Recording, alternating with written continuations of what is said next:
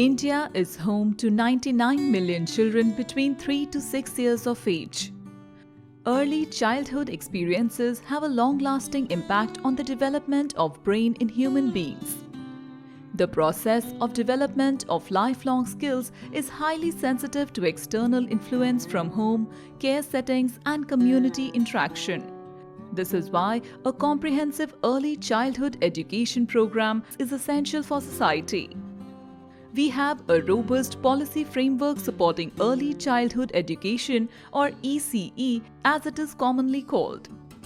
Recognizing its importance, one of the goals of the new National Education Policy, or NEP 2020, is to universalize ECE by 2030.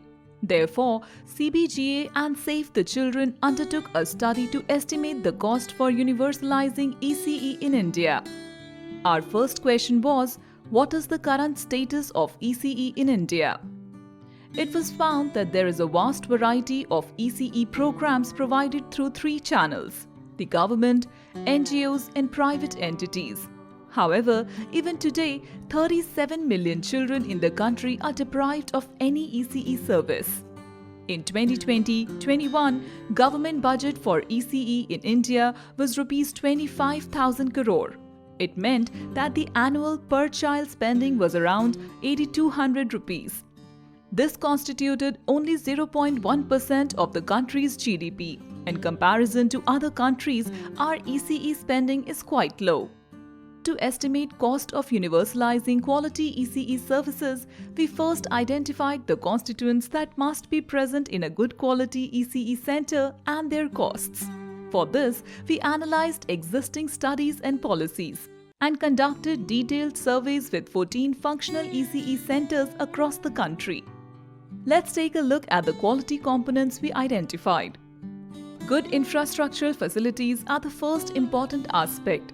They include minimum specific classroom size, toilet and hand washing facilities, availability of clean drinking water, furniture, play and learning material, a computer with internet connection.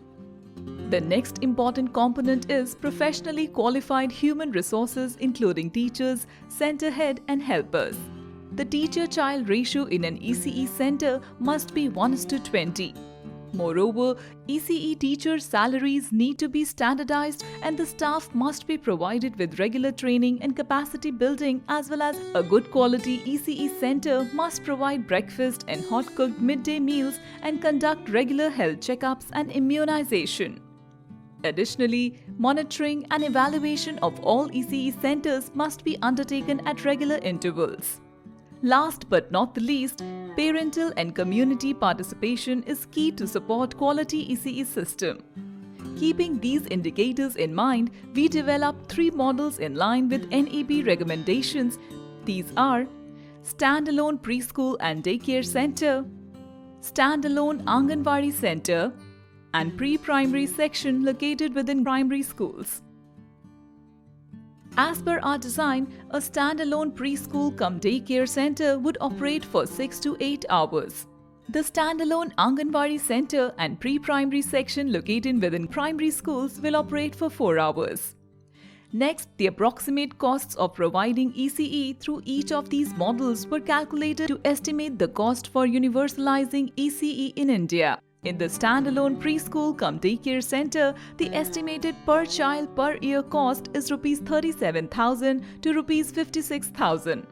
In the standalone Anganwadi center, it is Rs 33,000 to Rs 46,000. In the third model, the cost is Rs 46,000 to Rs 49,000.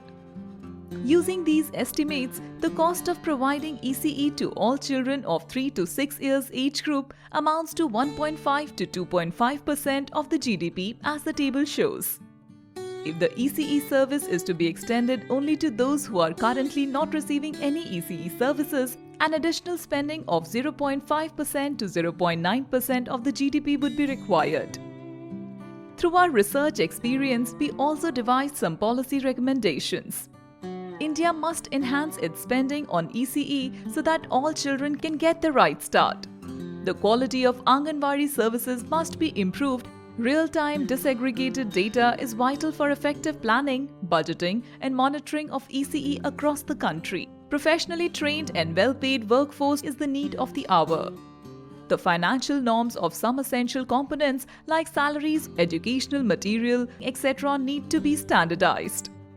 Unit cost of components like rent, infrastructure, and learning material, etc. require an upward revision. ECE services need to be regulated across the diverse service providers. For more details about the cost analysis and the recommendations, please see our report, The Cost for Universalising Early Childhood Education in India.